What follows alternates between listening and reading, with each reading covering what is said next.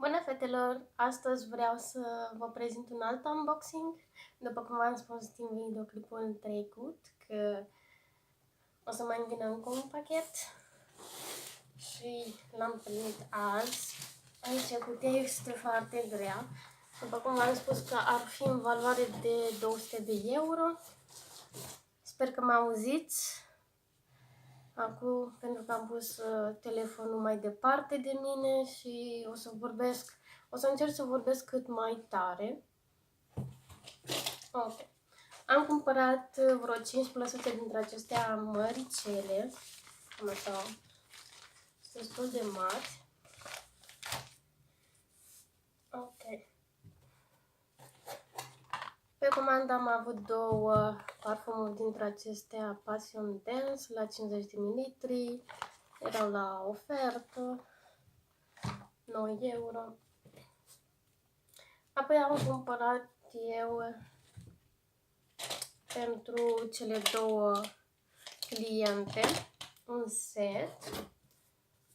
Bine, le-am făcut un fel de set, așa. O loțiune de la Little Black Dress la 150 de ml cu un parfumel Roll-On care are 9 ml și un gel de duș pentru bărbaților, pentru că sunt femei destul de în vârstă și căsătorite. Astea ar fi ca un mic cadou pentru comanda lor de Crăciun, la fel tot același gen de set cadou. Oricum erau la ofertă, loțiunea de corp cu genul de duș și cum am gândit de ce nu le fac ceva mai diferit. Data trecută am făcut acel gel de duș și săpunul, dar acum am să fie ceva mai diferit. Și eu am primit cadou. Bine, am împlinit pasul 3 pentru comandă și am primit un spray dintre acesta cu ulei, ceva de genul, un ulei de corp, așa, de la Skin So Soft la 150 de ml. Arată super mișto, nu mi se pare chiar foarte gras. Cred că intră destul de repede în piele. Și un parfum și o loțiune de la Cherish. Nu o să deschid parfumul pentru că cel mai probabil o să-l dau cadou chiar acum de Crăciun. Chiar dacă eu l-am primit gratis și eu îl voi da tot așa gratis cadou cuiva. Apoi, pe comandă, am avut acest lănțișor cu inimioară și în el are oglindă, de parte este oglindă, în care te poți sonja sau ceva de genul, chiar foarte mișto. Era o ofertă dacă cumperi un produs de la anumite pagini, îl poți achiziționa pe acesta la 1 euro. Așa că acea persoană a avut un produs și i-am spus că îl poate cumpăra pe acesta la 1 euro.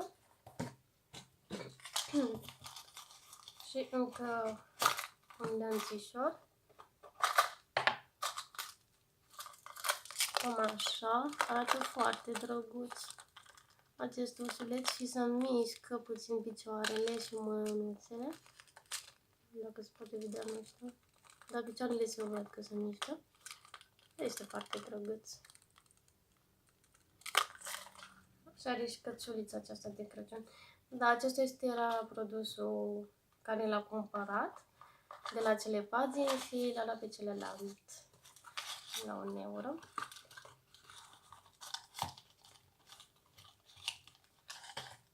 Ok. Mai am tot pe comandă un set din acesta din campania Cancerul la sân. Lănțișul acesta și cu cercei, care nu pare să văd acum, cu inimioară și semnul infinitului.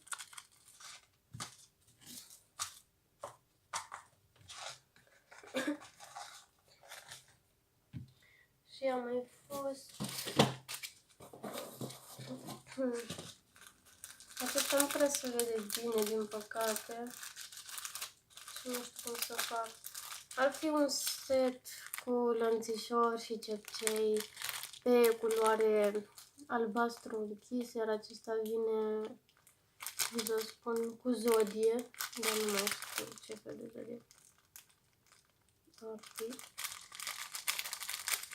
Dar, păcat, nu pot să nu se vede. O să o deschid puțin.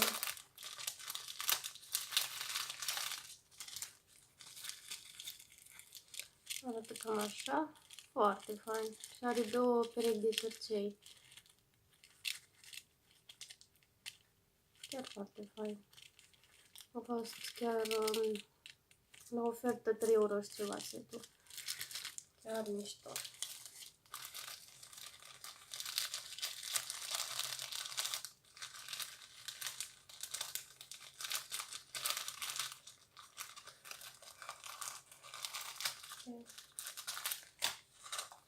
Și încă un colier care ar părea să fie, nu știu, un fel de păun, dacă se vede.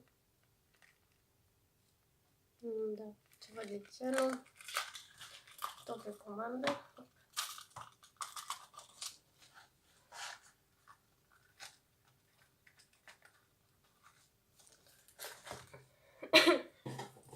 Pe comandă am mai avut un set de la Incandescence la 50 de ml, care venea cu o loțiune de corp. Asta, un mini apă de parfum și un deodorant. Deci 4 produse, cred că era undeva la 14 euro sau ceva de genul. Pe comandă am avut și un spumant de baie la 1 litru cu cream, cred că este cu cream, cam așa. O să las aici. Am mai avut și încă un set de la Full Speed pentru bărbați, cu gel de duș, așa, deci cu gel de duș, un deodorant de corp, spray și un deodorant rolon și parfum, bineînțeles, cam așa, are 75 de mililitri parfumul. O să ne vedem poate pe aici pe undeva. Ok. Tot pe comandă am avut și acest parfum de la Today la 100 de mililitri.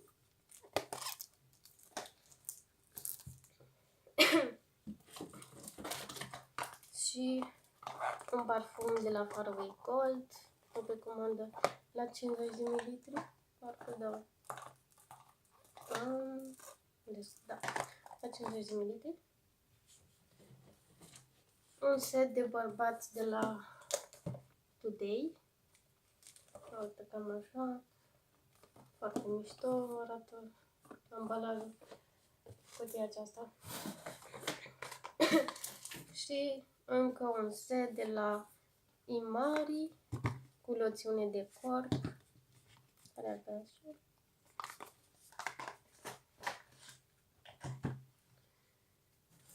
Și mai am și eu încă două produse. Am mai cumpărat din nou setul acesta de două creme, cel de zi și cel de noapte, la 5 euro.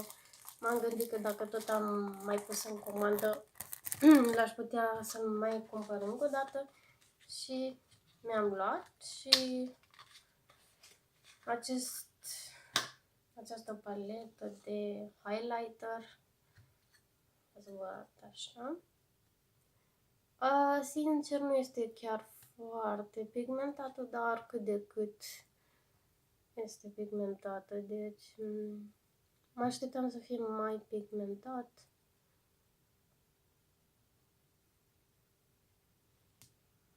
Așa. Hop. Dar este destul de pigmentat. Cred că se văd culorile, albastru. Aici este roz, la sfârșit. Cred că se vede destul de bine. Numai că sunt un pic... Dar rozul acesta nu prea este pigmentat. Sincer, și parcă este un pic prea prăfos. Dar o să văd cum o să mă descurc cu el. Am mai cumpărat eu 2 plăscini acestea cadou și unul mi se pare că venea la set, pentru un anume set. 2 le-am cumpărat eu. Mai am încă un ceas pe comandă și o să vi-l arăt.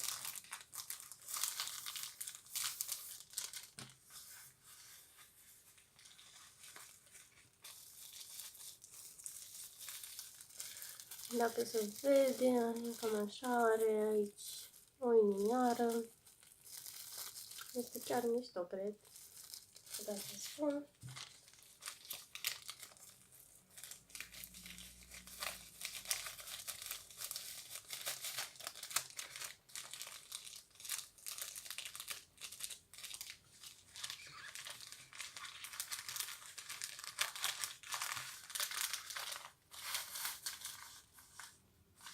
Da.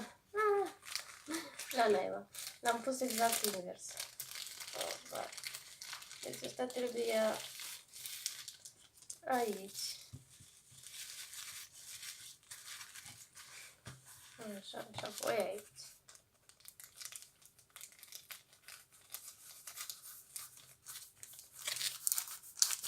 Ok.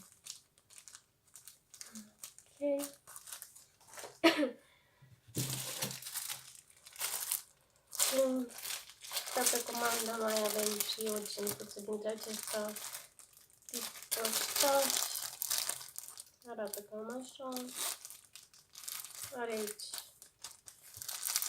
de asemenea ceva unde poți să spui lucruri. Chiar și aici are format. E destul de faină. Și încă un set dintre acesta cu lănțișor și cercei. Este un albastru mai deschis față de celălalt. Așa că nu o să mai scot să-l mai arăt. Și mai am încă o plăsuță dintre aceasta la set.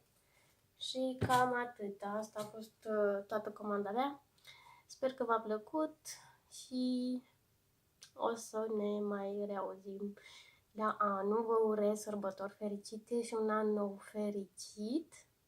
Eu voi petrece Crăciunul meu cu surorile mele, care sunt în München. Și eu am stat în München, cred că știți, vreo 4 ani, dar m-am mutat cu bărbatul meu un pic mai departe, la 50 de kilometri, și așa că de sărbători mă voi duce acolo. Dacă ați vrea ceva, să fac un vlog sau un videoclip în centru, puteți să-mi scrieți și am să încerc să-mi fac. Că oricum o să mă duc să mă plimb, de aceea mă voi duce de sâmbătă și voi sta decât pe 24 seara și o să mă întorc pe 25 aici, ca să ne mai ducem și la ceilalți de aici. Așa că, dacă vreți, numai să-mi scrieți. Dar până atunci, cum am spus, vă urez sărbători fericite și posibil să ne vedem abia la anul. La revedere și vă pup!